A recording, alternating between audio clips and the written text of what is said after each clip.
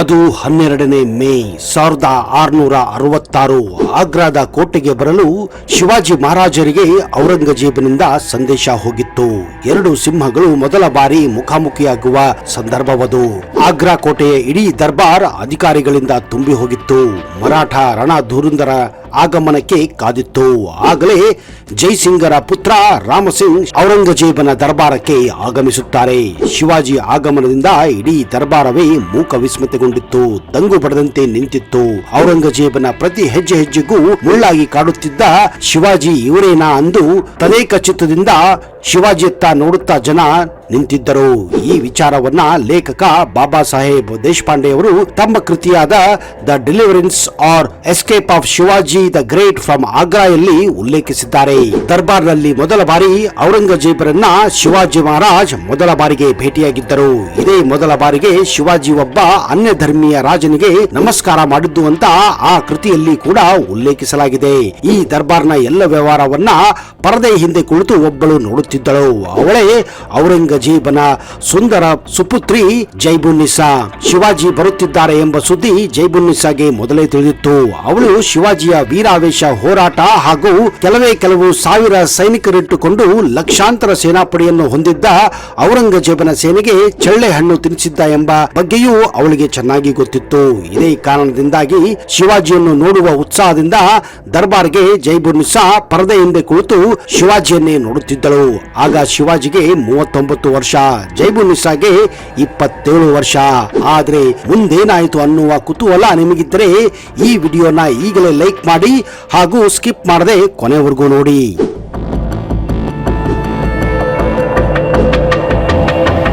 ಮರಾಠರ ಮೇಲೆ ನಡೆಯುತ್ತಿದ್ದ ಅತ್ಯಾಚಾರ, ಅನ್ಯಾಯವನ್ನು ತಡೆಯಲು ಶಿವಾಜಿ ಮಹಾರಾಜ್ ಔರಂಗಜೇಬನ ಹಲವಾರು ಕೋಟೆಗಳನ್ನ ವಶಪಡಿಸಿಕೊಳ್ಳುತ್ತಾರೆ ಹಾಗೂ ಅವರ ವಿರುದ್ಧ ಹೋರಾಟಕ್ಕೆ ನಿಲ್ಲುತ್ತಾರೆ.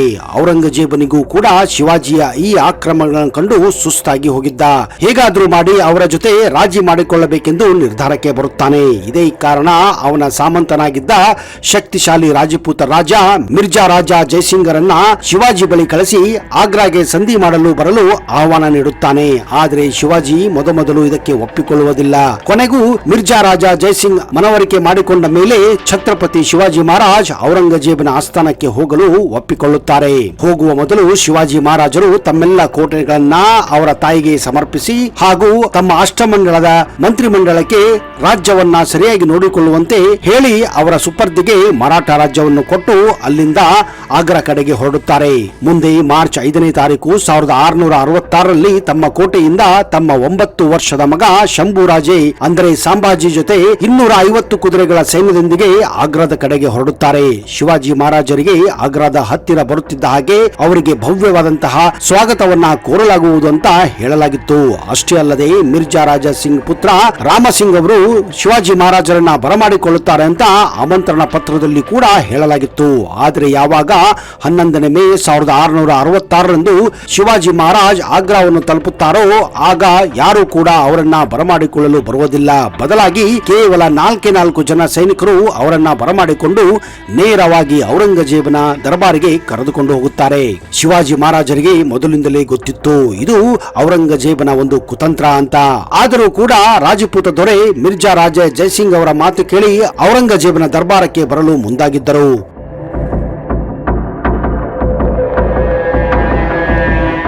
ಕುತಂತ್ರಿ ಔರಂಗಜೇಬ್ ಶಿವಾಜಿ ಮಹಾರಾಜರನ್ನ ದರ್ಬಾರ್ನಲ್ಲಿ ಬೇರೆ ಸಾಮಂತರ ಹಾಗೆ ನಡೆದುಕೊಳ್ಳುತ್ತಾನೆ. ಹಾಗೆಯೇ ಶಿವಾಜಿ ಮಹಾರಾಜರನ್ನು ಕೂಡ 3ನೇ ಸಾಲಿನಲ್ಲಿ ಅವರನ್ನ ನಿಲ್ಲಿಸಿ ಅವರಿಗೆ ಸ್ವಲ್ಪ ಮರ್ಯಾದೆ ಕೊಡದ ಹಾಗೆ ನೋಡಿಕೊಳ್ಳುತ್ತಾನೆ. ಮೊದಲು ಶಿವಾಜಿ ಮಹಾರಾಜರು ಇದನ್ನೆಲ್ಲ ಸಹಿಸಿಕೊಳ್ಳುತ್ತಾರೆ. ಯಾವಾಗ ತಮ್ಮನ್ನು ಒಬ್ಬ ಮಾಮೂಲಿ ಸಾಮಂತನ ಹಾಗೆ ನೋಡಿಕೊಳ್ಳುವುದನ್ನ ಕಂಡು ಕೋಪಗೊಳ್ಳುತ್ತಾರೆ. ಔರಂಗಜೇಬ ಒಬ್ಬ ಮರಾಠ ಸಾಮ್ರಾಟರನ್ನ ಈ ರೀತಿ ನೋಡಿಕೊಳ್ಳುತ್ತಿರುವುದನ್ನ ಕಂಡು ರೊಚ್ಚಿಗೇಳುತ್ತಾರೆ. ಇದೇನಾ ನೀನು ಒಬ್ಬ ಮಹಾನ್ ಯೋಧನಿಗೆ, ಮಹಾನ್ ರಾಜನಿಗೆ ಕೊಡುವ ಮರ್ಯಾದೆ ಅಂತ ಜೋರಾಗಿ ದರ್ಬಾರ್ನಲ್ಲಿ ಕೂಗಾಡಲು ಪ್ರಾರಂಭಿಸುತ್ತಾರೆ. ಇದರಿಂದ ಔರಂಗಜೇಬನ ದರ್ಬಾರು ಅಲ್ಲೋಲ ಕಲ್ಲೋಲವಾಗಿತ್ತು. ಈ ಹಿಂದೆ ಕಾಣದಂತಹ ಒಂದು ಸನ್ನಿವೇಶ ಅಲ್ಲಿ ಕಂಡಿತ್ತು. ಈವರೆಗೆ ಔರಂಗಜೇಬನ ದರ್ಬಾರ್ನಲ್ಲಿ ಇಷ್ಟು ಜೋರಾಗಿ ಯಾರು ಕೂಡ ಮಾತನಾಡಿರಲಿಲ್ಲ. ಇದರಿಂದ ಔರಂಗಜೇಬನಿಗೆ ಒಂದು ರೀತಿಯ ಸಿಟ್ಟು ಬರುತ್ತೆ ಹಾಗೂ ಮರ್ಯಾದೆ ಕೂಡ ಹೋಗುತ್ತೆ. ಹೀಗಾಗಿ ಅವನು ಶಿವಾಜಿ ಮಹಾರಾಜ್ ಹಾಗೂ ಅವರ ಪುತ್ರ ಸಂಭಾಜಿಯನ್ನ ಗೃಹ ಬಂಧನದಲ್ಲಿ ಇಡಲು ಆಜ್ಞೆ ಮಾಡುತ್ತಾನೆ.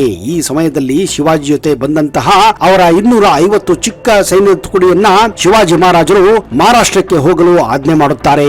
ಈಗ ಶಿವಾಜಿ ಮಹಾರಾಜರು ಮಿರ್ಜಾ ರಾಜ ಜಯಸಿಂಗರ ಪುತ್ರ ರಾಮಸಿಂಗನ ಸುಪರ್ದಿಯಲ್ಲಿ ಗೃಹ ಬಂಧನದಲ್ಲಿ ಇರಬೇಕಾಗುತ್ತದೆ. ಆದರೆ ಔರಂಗಜೇಬ ರಾಜ ಜಯಸಿಂಗನ ಮಗ ರಾಮಸಿಂಗನ ಮೇಲೆ ಅಷ್ಟೊಂದು ಭರವಸೆ ಇಡುವುದಿಲ್ಲ.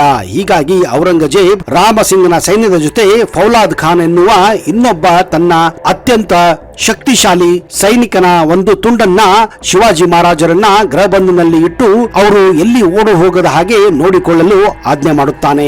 ಈ ರೀತಿ ಶಿವಾಜಿ ಮಹಾರಾಜರನ್ನ ರಾಮಸಿಂಗರ ಸೈನ್ಯ ಮತ್ತು ಫೌಲಾದ್ ಖಾನನ ಸೈನ್ಯ ಸದಾಕಾಲ ನೋಡುತ್ತಾ ಇರುತ್ತದೆ. ಔರಂಗಜೇಬ ಶಿವಾಜಿ ಮಹಾರಾಜರನ್ನ ಗೃಹ ಬಂಧನದಲ್ಲಿಟ್ಟು ಅವರನ್ನ ಕೊಲ್ಲಬೇಕೆಂದು ಪ್ರಯತ್ನ ಮಾಡುತ್ತಾನೆ. ಆದ್ರೆ ಮಿರ್ಜಾ ರಾಜಾ ಸಿಂಗ್ ಒಬ್ಬ ತುಂಬಾ ಶಕ್ತಿಶಾಲಿ ಸಾಮಂತನಾಗಿದ್ದ. ಒಂದು ವೇಳೆ ಅವರನ್ನು ವೈರಿಯಾಗಿ ಮಾಡಿಕೊಂಡರೆ ಮೊಘಲರಿಗೂ ತೊಂದರೆ ಆಗಬಹುದು ಅಂತ ಸುಮ್ಮನಾಗುತ್ತಾನೆ. ಯಾಕಂದ್ರೆ ಶಿವಾಜಿ ಮಹಾರಾಜರನ್ನ ಆಗ್ರಾಗೆ ಕರೆತರಲು ಈ ಮಿರ್ಜಾ ರಾಜಾ ಸಿಂಗ್ ಶಿವಾಜಿ ಮಹಾರಾಜರನ್ನ ಮನವೊಲಿಸಿದ್ದರು. ಹೀಗಾಗಿ ಔರಂಗಜೇಬ್ ಸುಮ್ಮನಾಗಬೇಕಾಗುತ್ತದೆ. ಈ ನಡುವೆ ಶಿವಾಜಿ ಮಹಾರಾಜ್ ಹೇಗಾದ್ರೂ ಮಾಡಿ ಆಗ್ರಾ ಕೋಟೆಯಿಂದ ತಪ್ಪಿಸಿಕೊಳ್ಳಬೇಕೆಂದು ಹೊಂಚು ಹಾಕುತ್ತಾರೆ. ಹೀಗಾಗಿ ಅವರು ಮಿರ್ಜಾ ರಾಜ ಜಯಸಿಂಗ್ ಸುಪುತ್ರ ರಾಮಸಿಂಗ್ ಬಳಿ ಸಹಾಯವನ್ನು ಬೇಡುತ್ತಾರೆ. ಈ ನಡುವೆ ಔರಂಗಜೇಬನ ಮಗಳು ಜೇಬುನಿಸ್ಸಾಗೆ ಶಿವಾಜಿ ಮಹಾರಾಜರನ್ನ ಭೇಟಿಯಾಗಬೇಕೆಂದು ಹಲವಾರು ಬಾರಿ ತಂದೆಯ ಹತ್ರ ಬೇಡಿಕೊಳ್ಳುತ್ತಾಳೆ. ಆದ್ರೆ ಔರಂಗಜೇಬ್ ಇದಕ್ಕೆ ಒಪ್ಪಿಕೊಳ್ಳುವುದಿಲ್ಲ. ಕೆಲವು ಇತಿಹಾಸಕಾರರ ಪ್ರಕಾರ ಔರಂಗಜೇಬನ ಮಗಳು ಜೇಬುನಿಸ್ಸಾ ಶಿವಾಜಿ ಮಹಾರಾಜರನ್ನ ತುಂಬಾನೇ ಪ್ರೀತಿಸುತ್ತಿದ್ದಳು ಅನ್ನುವ ಮಾಹಿತಿ ಇದೆ. ಶಿವಾಜಿ ಮಹಾರಾಜ್ ಆಗ್ರಾ ಕೋಟೆಯಿಂದ ತಪ್ಪಿಸಿಕೊಳ್ಳಲು ಹೊಂಚು ಹಾಕುತ್ತಾರೆ. ಅದರ ಪ್ರಕಾರ ಅವರು ಹುಷಾರಿಲ್ಲದ ಹಾಗೆ ನಟಿಸುತ್ತಾರೆ. ಹೀಗಾಗಿ ಆದಷ್ಟು ಬೇಗ ಹುಷಾರಾಗಲು ಪ್ರತಿದಿನ ಅವರು ಸಿಹಿ ತಿಂಡಿಗಳನ್ನ ಮತ್ತು ಹಣ್ಣು ಹಂಪಲುಗಳನ್ನ ದೇವಸ್ಥಾನ ಸುತ್ತಮುತ್ತ ಇರುವ ಬ್ರಾಹ್ಮಣರಿಗೆ ಮತ್ತು ಫಕೀರರಿಗೆ ಪ್ರತಿನಿತ್ಯ ಕೊಡಬೇಕೆಂದು ಬಯಸುತ್ತಾರೆ. ಹೀಗಾಗಿ ರಾಮಸಿಂಗ್ ಅವರ ಸೈನ್ಯವನ್ನ ಕರೆಸಿ ಪ್ರತಿನಿತ್ಯ ದೊಡ್ಡ ದೊಡ್ಡ 3 ಬಿದಿರಿನ ಬುಟ್ಟಿಗಳನ್ನ ತಯಾರಿಸುತ್ತಾರೆ. ಆ ಬುಟ್ಟಿಗಳನ್ನ ಒಂದು ಬಿದಿರಿನ ಬಾಂಬುನೊಂದಿಗೆ ಆ ಕಡೆ ಈ ಕಡೆ ಇಬ್ಬರು ಸೈನಿಕರು ತಮ್ಮ ಹೆಗಲ ಮೇಲೆ ಹಾಕಿಕೊಂಡು ಆ ಬುಟ್ಟಿಯನ್ನ ಕೋಟೆಯಿಂದ ಪ್ರತಿನಿತ್ಯ ದೇವಸ್ಥಾನಕ್ಕೆ ಹೊರಗೆ ಇರುವ ಫಕೀರರಿಗೆ ಹಾಗೂ ಬ್ರಾಹ್ಮಣರಿಗೆ ಹಣ್ಣು ಹಂಪಲು ಕೊಡಲು ಅದನ್ನ ಸಾಗಿಸಲು ಮುಂದಾಗುತ್ತಾರೆ. ಹೀಗೆ ಪ್ರತಿನಿತ್ಯ ಆ 3 ಬುಟ್ಟಿಗಳನ್ನು 6 ಸೈನಿಕರು ಎತ್ತಿಕೊಂಡು ಹೋಗುವ ಮೊದಲು ಔರಂಗಜೇಬನ ಫೌಲಾದ್ ಖಾನನ ಸೈನಿಕರು ಆ ಬುಟ್ಟಿಗಳನ್ನ ಚಾಚು ತಪ್ಪದೆ ತಪಾಸಣೆ ಮಾಡುತ್ತಿದ್ದರು. ಹೀಗೆ ಹಣ್ಣು ಹಂಪಲು ಹಾಗೂ ಸಿಹಿ ತಿಂಡಿಗಳನ್ನು ಎತ್ತಿಕೊಂಡು ಹೋಗುವ ಬುಟ್ಟಿಗಳನ್ನ ತಿಂಗಳ ಗಟ್ಟಲೆ ಫೌಲಾದ್ ಖಾನನ ಸೈನಿಕರು ತಪಾಸಣೆ ಮಾಡುತ್ತಿದ್ದರು. ಜೊತೆಗೆ ರಾಮಸಿಂಗ್ ಶಿವಾಜಿ ಮಹಾರಾಜರಿಗೆ ಹುಷಾರಿಲ್ಲ ಅನ್ನುವ ಮಾಹಿತಿಯನ್ನ ಔರಂಗಜೇಬನಿಗೂ ತಲುಪುವ ಹಾಗೆ ಮಾಡುತ್ತಾರೆ. ಹೀಗಾಗಿ ಔರಂಗಜೇಬನ ಸೈನಿಕರು ಕೂಡ ಶಿವಾಜಿ ಮಹಾರಾಜರಿಗೆ ಹುಷಾರಿಲ್ಲ ಅನ್ನುವುದು ಗೊತ್ತಾಗಿ ಹೋಗಿತ್ತು. ಈ ನಡುವೆ ತಿಂಗಳಾದ ಮೇಲೂ ಕೂಡ ಹಣ್ಣಿನ ಹಾಗೂ ಸಿಹಿ ತಿಂಡಿಗಳ ಬುಟ್ಟಿಗಳು ಪ್ರತಿನಿತ್ಯ ಕೋಟೆಯಿಂದ ಹೊರಗಡೆ ಹೋಗುತ್ತಿದ್ದವು. ಬರಬರುತ್ತಾ ಅವುಗಳ ತಪಾಸಣೆ ಕಡಿಮೆ ಆಗುತ್ತಾ ಹೋಗುತ್ತದೆ. ಯಾಕಂದರೆ ಫೌಲಾದ್ ಖಾನನ ಸೈನಿಕರಿಗೆ ಚೆನ್ನಾಗಿ ಗೊತ್ತಾಗಿ ಹೋಗಿತ್ತು ಈ ಬುಟ್ಟಿಗಳಲ್ಲಿ ಕೇವಲ ಹಣ್ಣು ಹಂಪಲುಗಳು ಮತ್ತು ಸಿಹಿ ತಿಂಡಿಗಳು ಮಾತ್ರ ಇದೆ ಅಂತ. ಇದೇ ಶಿವಾಜಿ ಮಹಾರಾಜರಿಗೂ ಬೇಕಾಗಿತ್ತು.